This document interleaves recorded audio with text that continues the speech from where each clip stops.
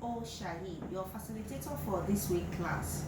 This week we'll be looking at wills and Codicil III, and we'll be specifically talking about limitations and restrictions on testamentary freedom and drafting of a will. At the end of this class, you will be able to explain the limitations on the testamentary capacity of a testator. You will also be able to state the nature of information required to prepare the will, and also mention the various parts of a will. Also, you will be able to explain the effect of the various parts of a will. You'll be able to draft a will and codicil, and at the end of the class, you'll be able to identify some ethical issues that may arise from this Act of 1837. The law made no restriction on testamentary freedom.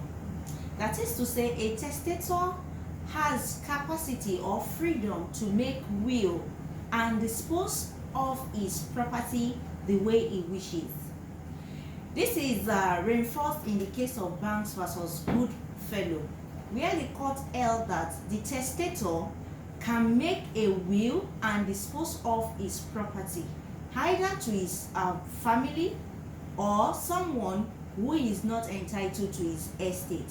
Therefore, the testator has capacity to make will the way he wishes and desires.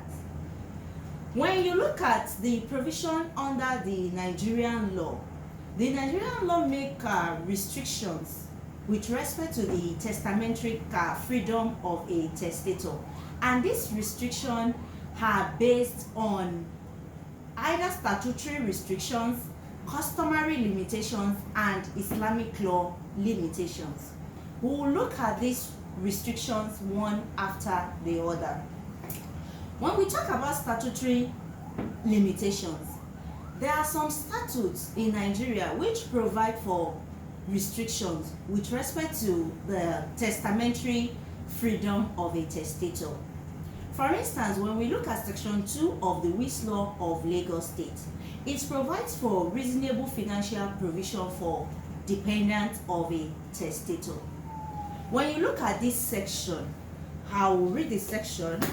It states that where a person dies and is survived by any of the following persons, that is the wife or wives, the husband, or a child of the deceased, that person may apply to court for an order on the ground that that disposition of the deceased estate affected by his will is not such to make a reasonable financial provision for the applicant.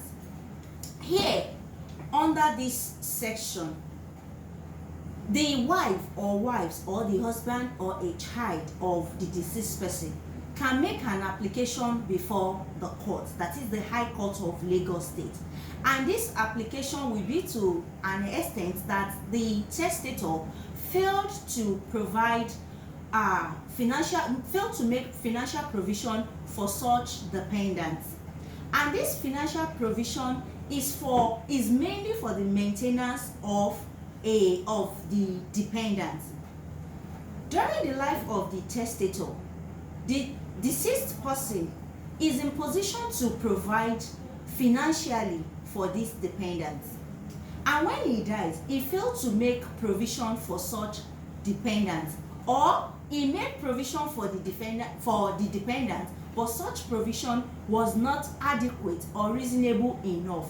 So when this happened, the dependent may make an application before the High Court that the court should look into the wills of the testator and make a financial provision for such dependent to maintain himself.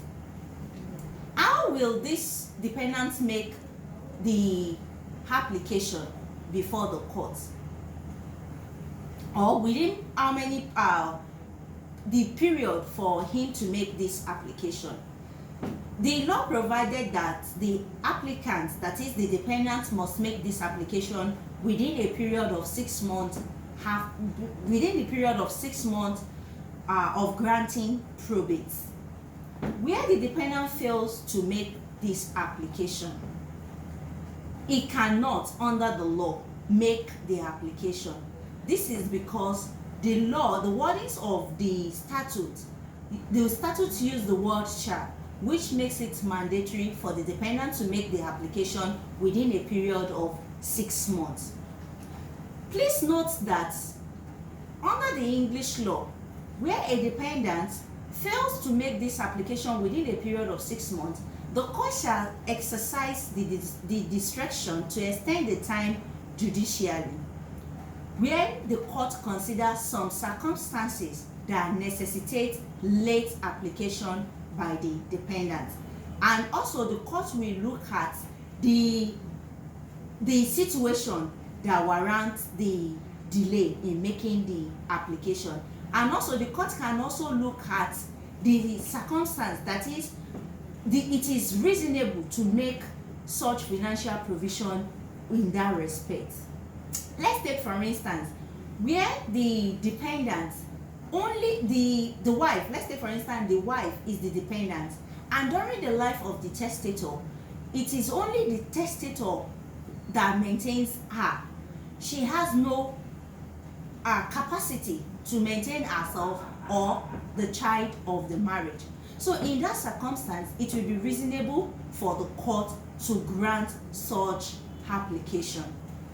Let's look at the circumstances where the application can be made.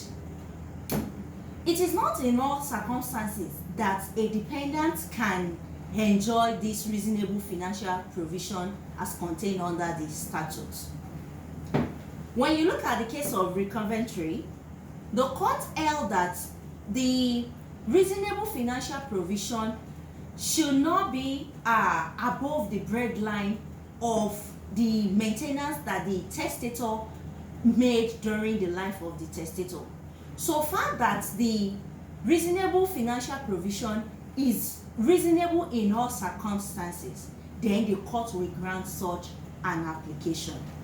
When you look at the case of Redenis, the court refused the application of the dependent on the ground that the dependent is not entitled to reasonable financial provision for tax payment, that is tax liabilities, when the dependent made an application for the court to grant tax liability, to make a financial provision from the estate of the testator.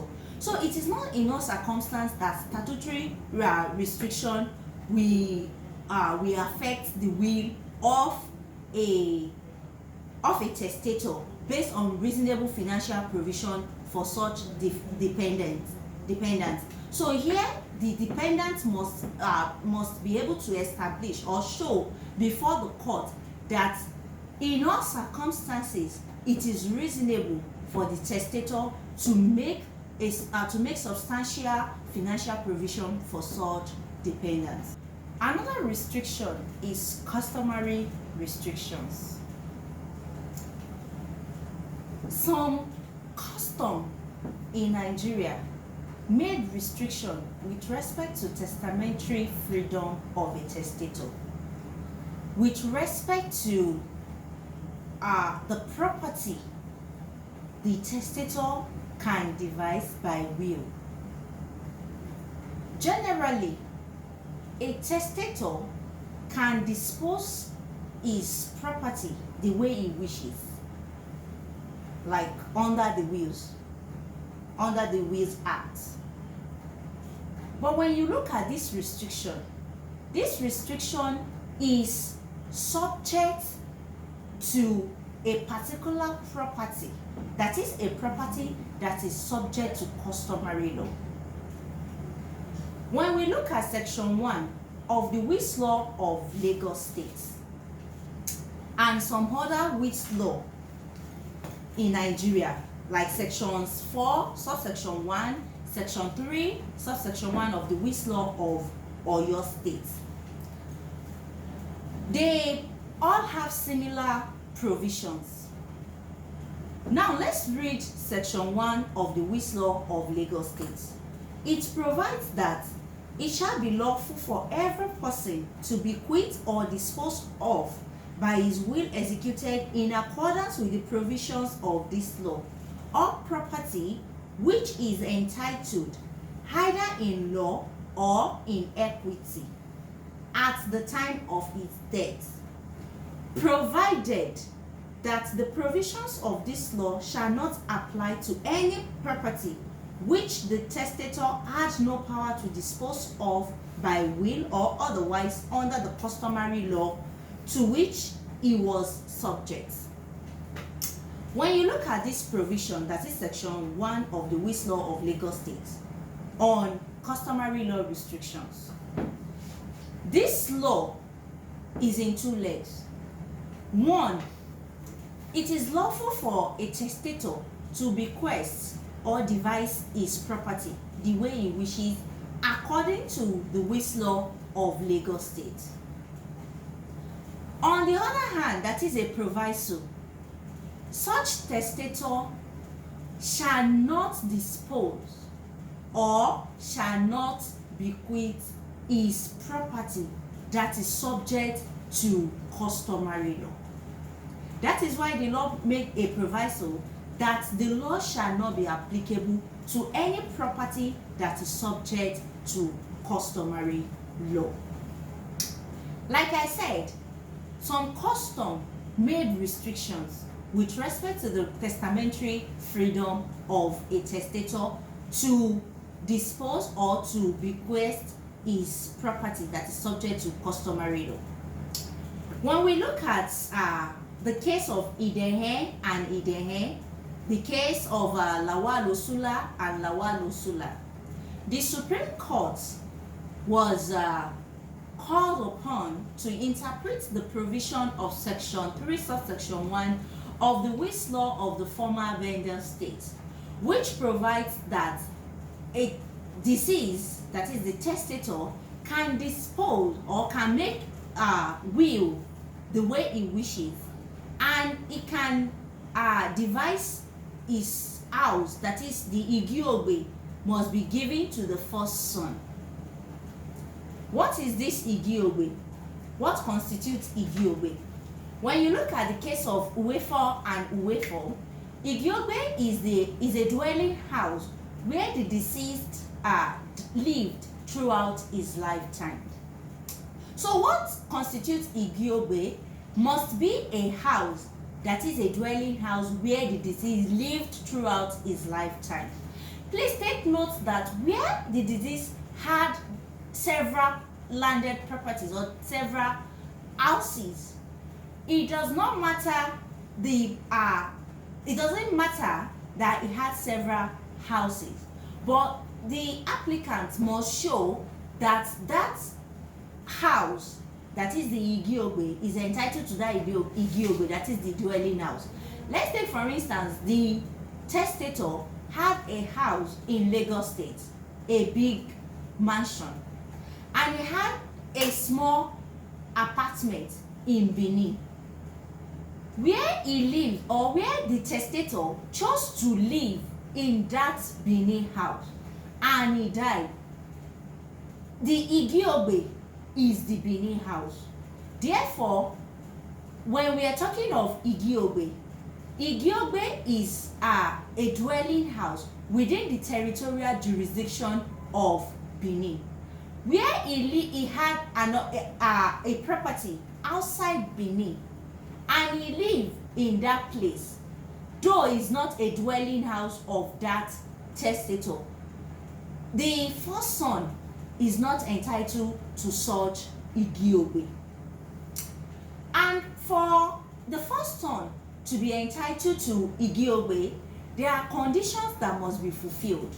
These conditions were laid down in the case of Aiku Gerian versus Imarugeru. In this case, the court held that the Igiobe must be within the jurisdiction or the territorial jurisdiction of Benin City. And also, the beneficiary, that is the first son, must have performed all the burial rites on the testator. Not only that he performed the first burial rite, he must also have performed the second burial rite before he is entitled to such Igiobe.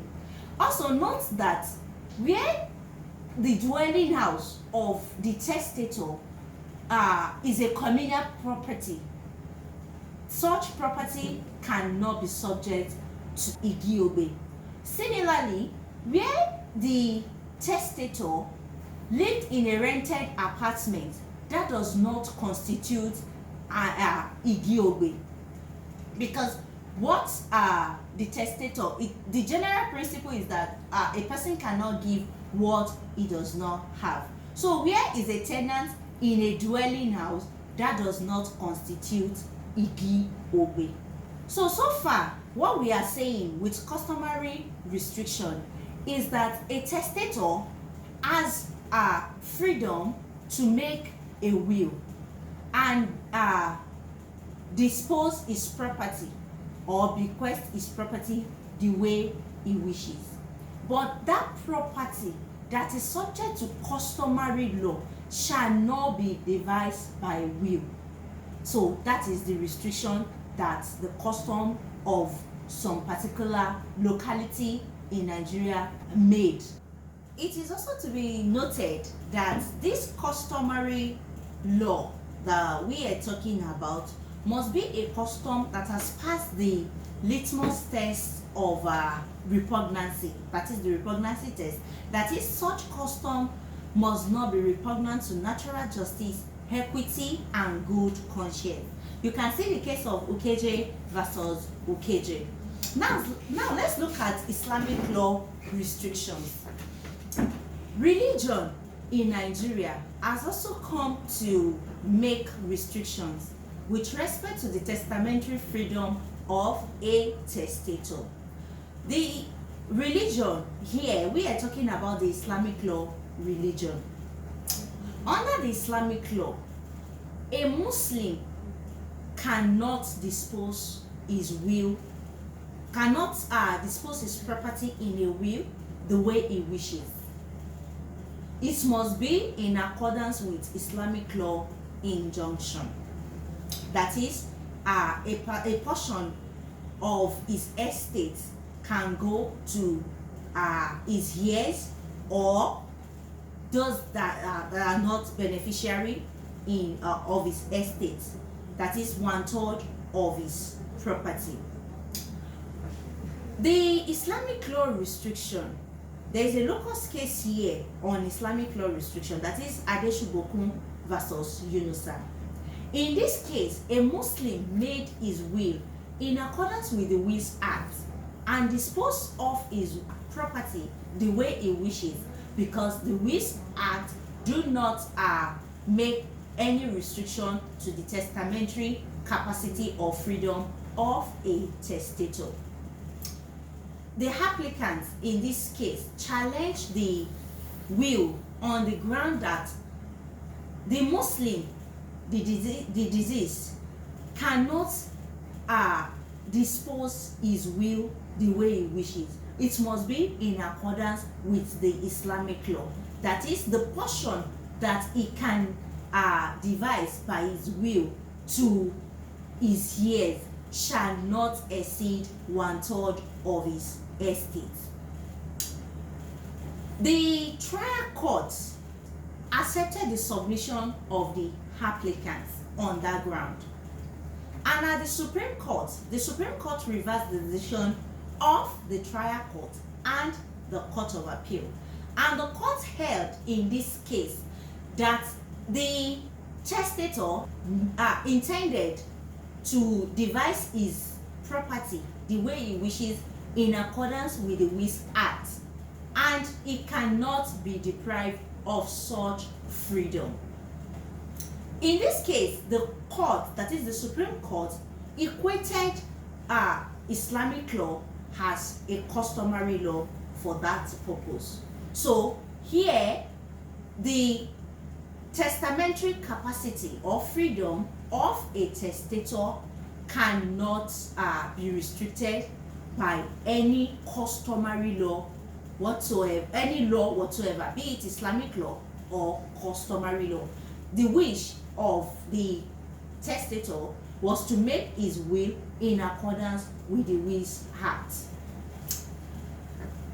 When we look at the case of Ajibaye and Ajibaye, the Court of Appeal sitting in Ilorin held that the provision of the Wills Law of Kwara State is to the effect that a Muslim who died and was subject to Islamic law immediately before his death cannot dispose his property in a will the way he wishes. It must be in accordance with the Islamic law injunction. The court held in this Ajibaye and Ajibaye that a testator had freedom to make will. However, in his will, he cannot dispose or bequeath his property more than the portion that Islamic law enjoys a Muslim who was subject immediately before his death to Islamic law. That is, he cannot give more than 1/3 of his estate to the beneficiary. So far on restrictions, we said that generally when we look at the Wills Act, there is no restriction on testamentary freedom of a testator. A testator can bequeath or devise his will the way he wishes. This position, this principle under the Act is reinforced in the case of Bank versus Goodfellow. But when you look at Nigeria, under the Nigerian system, generally a testator has freedom to make will under the Nigerian law, but subject to some limitations. And these limitations were the statutory restrictions, the customary law restrictions, and the Islamic law restrictions. So when you look at these restrictions, it does not preclude a testator from making wills, but a particular property is subject to either Islamic law restriction or customary law restriction, or where the testator made his will but he failed to make reasonable financial provision to beneficiaries who he ought to make reasonable financial provision for, and in that will he failed to do that, or the financial provision he made was not adequate or sufficient to maintain such person after his death, then such dependent can make an application before the court for the court to look into the will and make a financial provision for such person. When a solicitor is engaged to make a will, he needs to be cautious of the provision of the law with respect to making of will and the rules of professional conduct in making his will, so as not to be held negligent in making the will.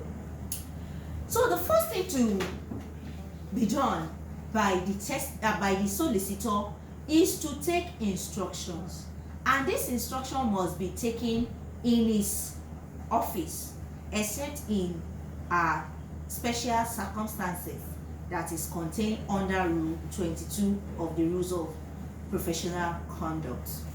Now, when a legal practitioner or solicitor is taking instruction, he must take instruction with respect to the following facts or following items. One, he must take instruction as to the full names of the testator.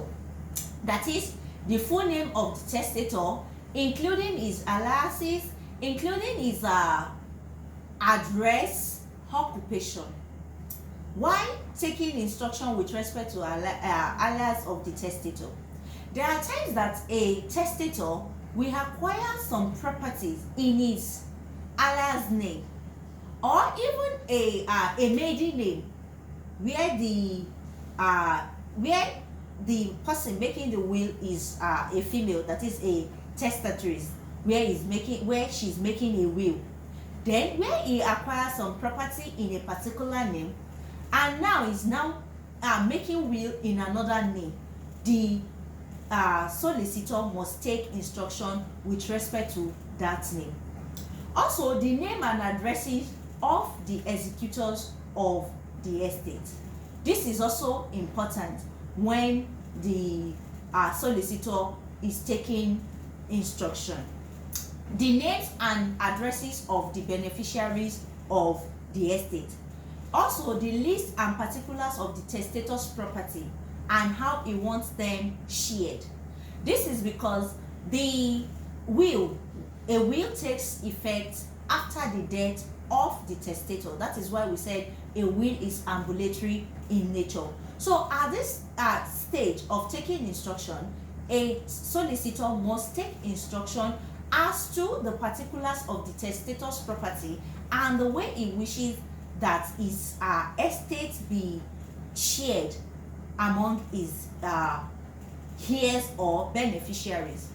Then also, he must also take instruction with respect to the fact that what happens in the event of the death of a beneficiary. There are times that a beneficiary may predecease a testator. So a solicitor must ask information or take instruction with this respect and ask a question that what happens if a particular beneficiary predeceases the testator, and this will help the solicitor to advise the testator to have a substitution in the will. Then he can also take instruction on the religion of the testator. This will enable the solicitor to know whether the testator is subject to any religious limitation, that is, any religion that restricts the right of a testator to bequest a particular portion of his estate, that is the Islamic law that we talked about. Also, the testator should ask a question or take instruction with respect to the dependent of the testator. This will enable the solicitor to advise in accordance with the statutory restrictions that are made in some law. That is, for instance, Section 2 of the Wills Law of Lagos State that provides for reasonable financial provision for a dependent. So where a testator asks question with respect to the dependent of the testator, he will be able to advise him accordingly. And also, he needs to take instruction with respect to residuary estate of a deceased. There are times when a testator approaches the solicitor in making his will. He may not have acquired some property when he made the will. So when he's taking instruction, a solicitor should ask question that what happens when he acquires some other property after making this will. What is the intention of the testator with respect to other subsequent property that might be acquired after making the will? So this will enable the solicitor to make provision for residuary clause in the will. And where he failed to ask instruction with respect to this residuary estate, such property acquired after making the will fall into partial intestacy. Also, the solicitor should ask for the names and addresses of the witnesses. When he asks for the names and addresses of the witnesses in the will, in taking instruction, he will be able to determine whether a particular beneficiary will also be a witness in the will, and he will be able to advise the testator as to the effect of allowing a beneficiary to witness the will. This is because a gift given to a beneficiary and he is also a witness in the will, such gift will fail, except in some circumstances, that is where such gift is given to other beneficiaries, then such gift in the will not fail. Then you need to also take instruction with respect to previous wills and codicil. Where he made previous will and codicil, then such will must be revoked before he can make a new will. Then you need to take instruction as to the details of guidance for infant children, so as to cater for infant children in the will. Then he can also take instruction with respect to instruction on funeral of the testator. Like I said earlier, a will is ambulatory in nature. It takes effect after the death of the testator. Where a testator desired how his funeral will take place, the solicitor should ask instruction with this respect. And when he asks instruction with respect to the funeral of a testator, he can advise the testator to make a separate document, usually a declaration, testator declaration, that is the last declaration of the testator, in which it is usually in form of a letter. It will contain the instruction with respect to the funeral of the testator, because as at the time when the will be read or probate will be granted, a testator or the disease might have been buried. So where he takes instruction with respect to the funeral of the deceased person, we will be able to cater for the wishes of the testator. Also, he needs to take instruction on the custody of such will. Where does the testator intend to keep his will? Is it with the testator himself? Is it with the solicitor? Will the will be kept in a bank, or will it be at the probate registry? He can advise the testator accordingly with respect to the custody of the will. Then he will also take instruction on remuneration of the executors in the will. When the remuneration of the executor is not provided for in the will, the work of the executors or even the professionals who are engaged in executing the will of the testator, their services will be gratuitous in nature. So when taking this instruction, all the items that we mentioned must be taken into consideration by the solicitor to have a very good will. Of having taken instructions on how to draft a will, now let's look at the formal part of a will and the effects. There are basically 9 parts of a will, so we'll be looking at them one after the other. The first one is the commencement. The commencement is the beginning of a will. It is the part that links the maker, that is the testator of the will, with the will. This part contains the intention of the testator to make his will. It will contain the names, the addresses, the aliases, and the occupation of the testator. So it is the commencement that shows the linkage of the testator to the will and his intention to make his will. Secondly, the date. This is the second part of a will. The date, that is the date the will is made. The effect of having a date on a will is to show due execution of the will. Where a date is not inserted in a will, it does not make the will void.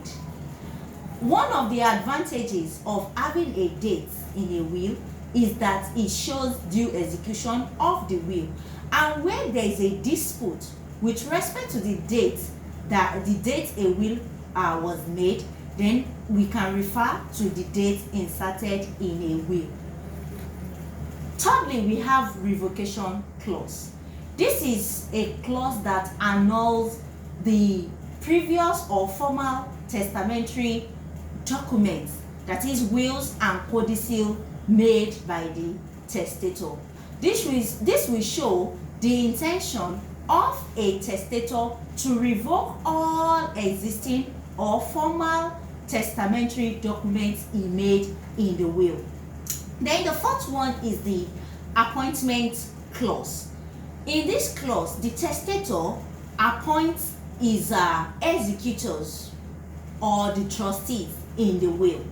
Where the testator fails to appoint the executors in the will, this will not affect the validity of the will. That is, it will not make the will void. Rather, it will make the beneficiaries or the personal representatives of the estate to apply for letters of administration will harnessed, because there is a will, but the will failed to appoint the executors of the will. Then the fifth one is the charging clause. This is a clause inserted in a will that makes provision for the remuneration of the executors of the estate and other professionals who are engaged in executing the wills of the testator. The effect of not inserting this charging clause in the will make the work of the executors and the professionals gratuitous. Then the gift clause. When we say gift clause, this is the main clause in a will. Where this clause is not inserted in a will, such will is void ab initio. A will takes effect after the death of the testator. A will is the intention or the desire of a testator. So this gift clause, we say, is the main part of a will, because it is this gift clause that shows the intention of the testator on how he wishes or desires to devise his property or bequest his property to his heirs. Then the seventh clause is the residuary clause. Residuary clause is a clause that is inserted in a will to cater for other properties acquired after making the will, to avoid the properties falling into partial intestacy, whereby letters of administration will be applied for with respect to those property that were not covered in the will. So it is important to insert this residuary clause to cater for these properties. Then testimonium.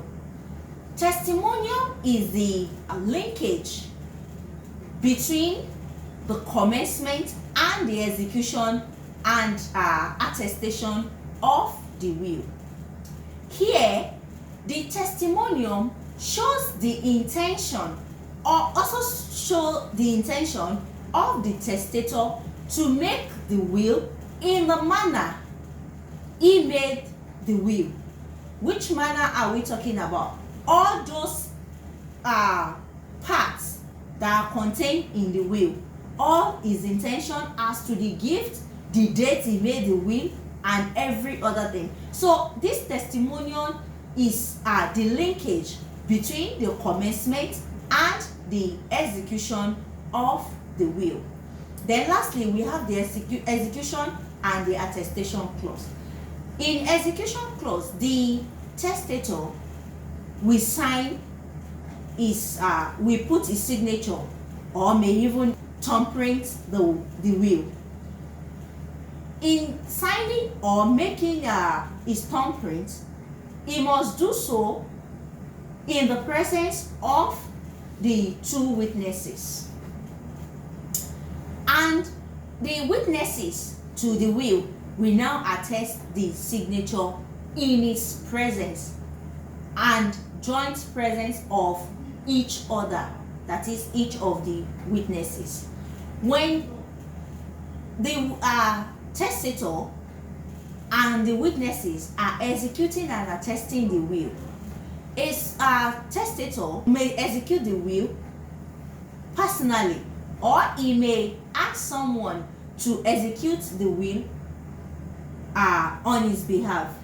Where someone is appointed to execute the will on his behalf, he must do so in the presence of the testator himself and in the joint presence of the witnesses, who will then attest the will in the presence of the testator and in the joint presence of each of the witnesses. Now, in the slide we provided, we made provision for a specimen of a will. When we look at this slide, it shows each former part, that is the 9 parts of a will that we mentioned. That is the commencement, the date, the revocation clause, the appointment clause, the charging clause, the gift clause, the residuary clause, the testimonium, and the execution and attestation clause. So when you look at the specimen, we provide that the commencement is drafted like this. This is the last will and testament of so person. You put the alias, or if the person does not have any alias, you can put the maiden name, where to show that he had a maiden name, or probably he acquired some property in a maiden name. Then the address of the testator. Then the date of making the will. It may not be dated, like I said. Where it is not dated, it is the will is not void. The essence of having a date in a will is to show due execution of a will and to prove where there is dispute as to a particular date. For instance, where he made several wills and the recent will is not known. When a date is inserted in a will, the personal representative, or rather the executors, will be able to determine the latest will the testator made. Then the revocation clause, where it will state that I revoke all my former wills and testamentary dispositions in the will.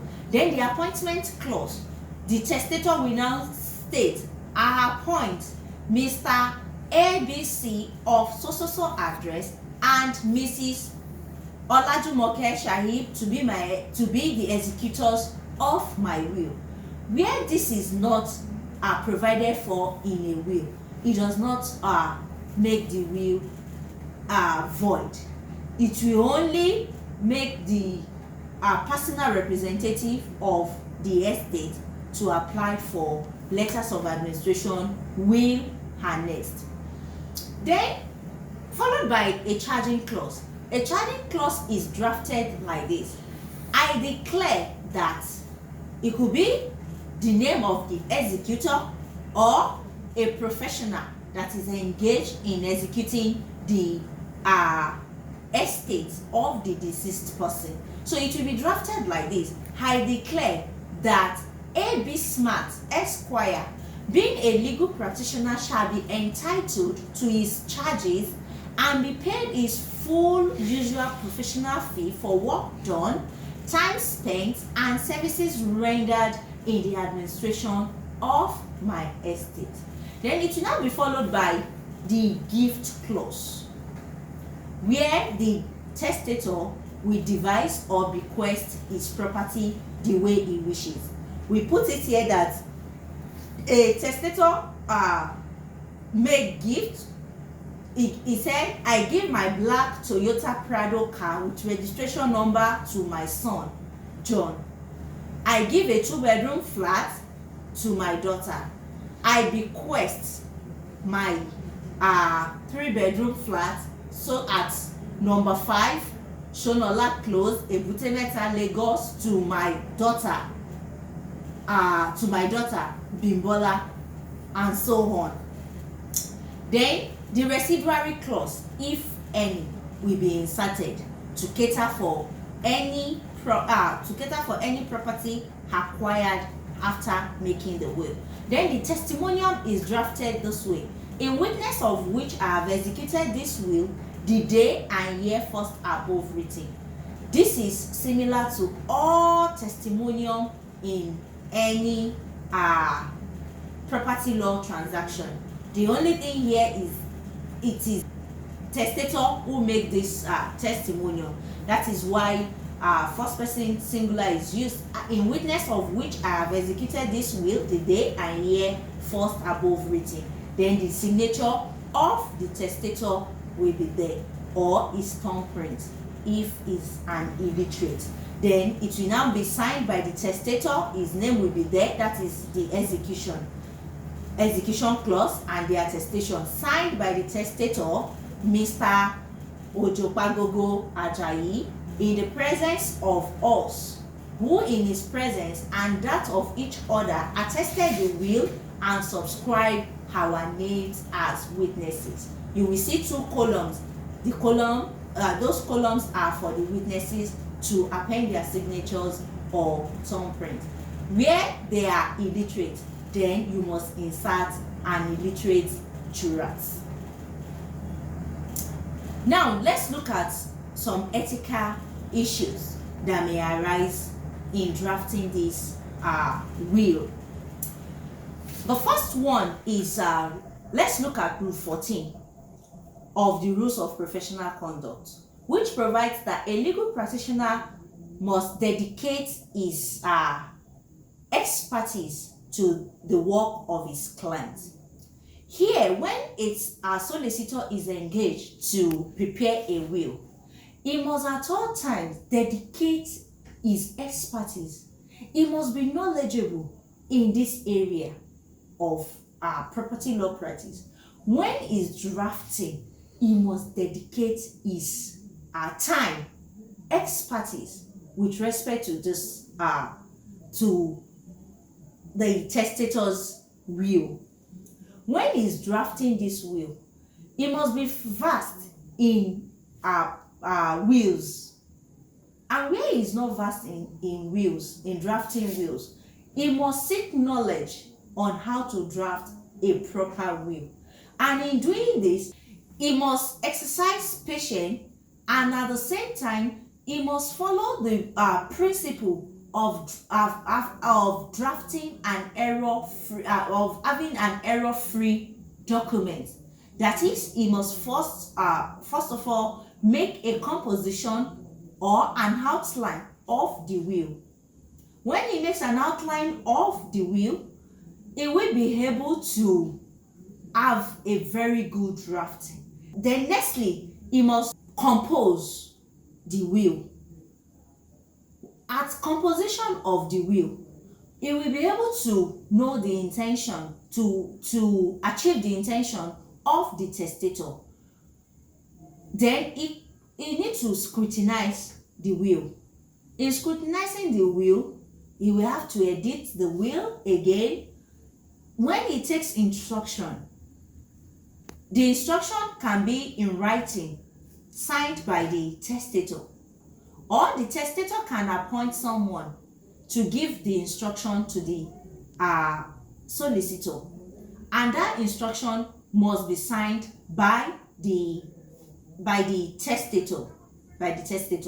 So when scrutinizing this will, he can go back and look at the instruction given to him by the testator, and he will also give such will to a third party, that is his colleague, to look at the will for him, to vet the will and ensure that the will is error-free and conform with the instruction given to him. Then lastly, he will now send the will to the testator for the testator to confirm his intention. So here he needs to dedicate his time. it should not rush the work. This thing needs to be done diligently. That is what Rule 14 is talking about. Then he must also act within the bounds of law. There are laws that guide making of will by a testator. For instance, where the Wills Law of Lagos State provides for restrictions with respect to customary restrictions on any property that is subject to customary law. A legal practitioner, that is a solicitor, must act within the bounds of this law. He should advise his client according to the law with respect to devising his property in accordance with this customary law. Then Rule 22, that talks about calling at client's house. Like I said earlier, that when a legal practitioner is taking an instruction, the instruction must be taken in his office, except in special circumstances provided for under Rule 22. That is when the client is sick, extreme old age, and so on. Then dealing in client's property as contained in Rule 23. There are times that a legal practitioner will be appointed as a trustee or an executor of the deceased estate. Where is appointed a trustee, the law enjoins the legal practitioner not to mix his money with trust money. He must open a trust account for the trust estate. He must not abuse the confidence reposed in him by the client by mixing the client's money or property with his own. Then lastly, a legal practitioner must be competent in drafting the will.